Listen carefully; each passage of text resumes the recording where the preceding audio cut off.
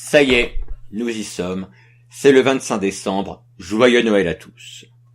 En un mois, nous avons vu beaucoup de Christmas Specials. De très bons comme de très mauvais. Plus d'une centaine d'épisodes au total. Mais il y a encore tellement de séries dont j'aurais aimé vous parler. J'aurais voulu, par exemple, creuser un peu plus l'épisode My Own Personal Jesus de Scrubs, que nous avons juste abordé dans notre émission sur le Grinch, ne serait-ce que pour sa scène de nativité, aspect que nous n'avons au final pas abordé. Certains épisodes, devenus des classiques de Noël, sont passés à la trappe, par manque de place, comme Silver Bell de Ally McBeal. D'autres auraient pu être sympas à aborder, comme l'unique épisode de Noël de Buffy, Amends, ou des épisodes de X-Files, Monk ou Magnum, juste pour voir comment ces séries ont abordé cette thématique. J'aurais adoré, dans le monde de l'humour, parler avec vous des Christmas Specials de Robot Chicken qui vont dynamiter Noël, ou de la parodie de Soap, Le cœur a ses raisons, qui nous offre un épisode de Noël virant au grand n'importe quoi. J'aurais enfin aimé traiter un peu plus de fiction française, comme Working Girls, qui, entre sa 3e et sa 4e saison, va nous offrir un téléfilm de Noël se déroulant en prison.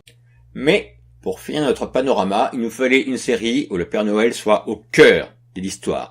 Et des séries comme ça, il n'y en a pas beaucoup. Bien sûr, il y a le monde secret du Père Noël, que nous avons abordé dans notre émission sur Saint-Nicolas, mais en soi, elle n'est pas vraiment intéressante. Non.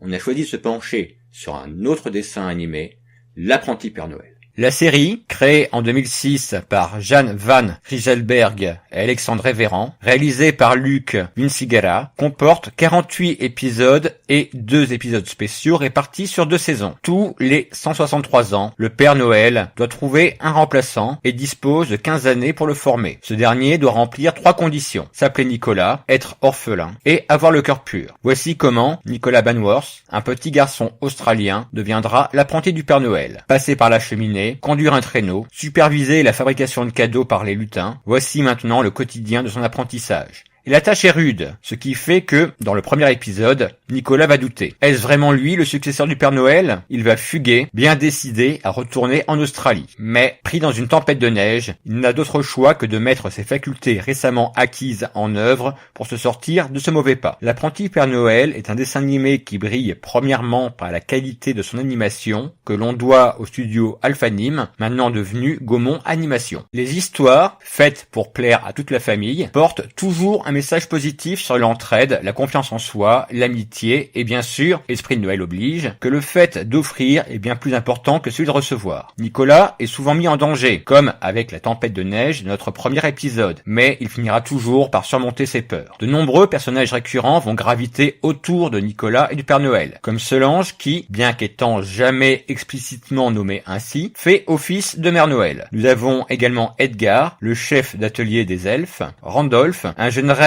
aux branches ornées de guirlandes, ou Tim Tim et Nick Nack, 2 Inuits voisins. Si je devais toutefois faire un reproche à ce dessin animé, c'est qu'il nous fait rentrer directement dans l'action, sans prendre le temps de consacrer un épisode à comment est-ce que Nicolas a été choisi pour succéder au Père Noël. Les informations sont surtout données dans la chanson du générique, puis vont être distillées de ci, de là, au fur et à mesure des épisodes. En 2010, la série sera adaptée en film par les mêmes équipes et studios. Et là, nous aurons nos réponses. Après 163 années de bons et loyaux services, le Père Noël se doit de trouver et former un successeur. Seulement, la retraite lui fait peur, et il n'a nullement envie de passer la main. Un conseil formé par les anciens Pères Noël se réunit donc afin de trouver l'enfant qui deviendra son apprenti. Et un seul répond aux critères: Nicolas Banworth. Comme vous l'aurez compris, le film sert de préquel à la série. L'animation a été pas mal changée avec des personnages, les enfants notamment, représentés de manière un peu plus réaliste. Mais la magie et la poésie des histoires d'origine sont toujours au rendez-vous. Le film sera plusieurs fois nommé pour des récompenses et couronné par un UNICEF Award au Festival d'Annecy en 2011. Un second film sera produit en 2013, L'apprenti Père Noël et le flocon magique, au cours duquel Nicolas doit faire face à sa première tournée de Père Noël en solitaire.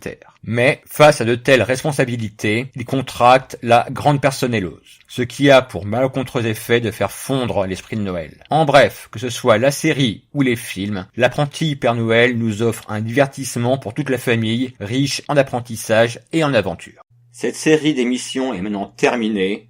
La chaîne reprendra le cours normal de ses activités en 2018.